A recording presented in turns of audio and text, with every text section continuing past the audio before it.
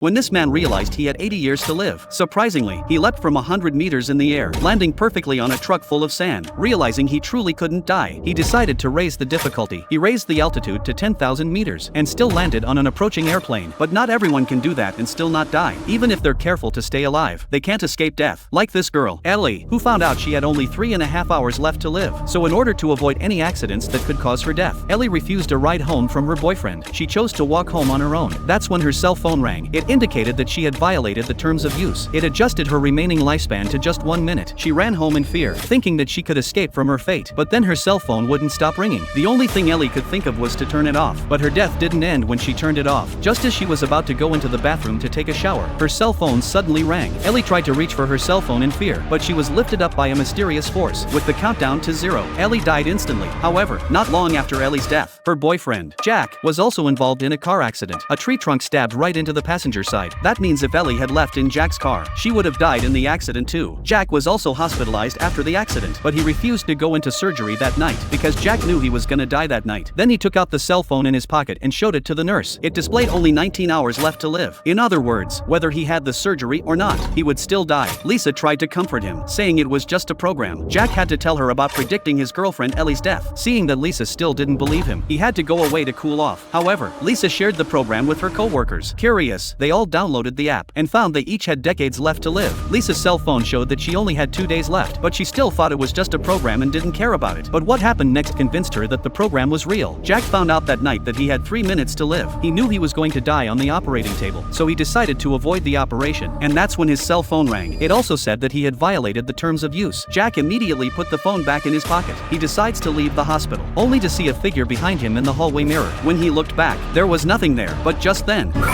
Jack was so scared, he rushed into a stairwell to escape the danger, but he couldn't escape death. The lights went out in an instant, and that's when the software said Jack's countdown to death was 1 minute away. He tried to open the door to get out of here, but he realized he couldn't open the door. At that moment, there was an urgent sound of footsteps behind him.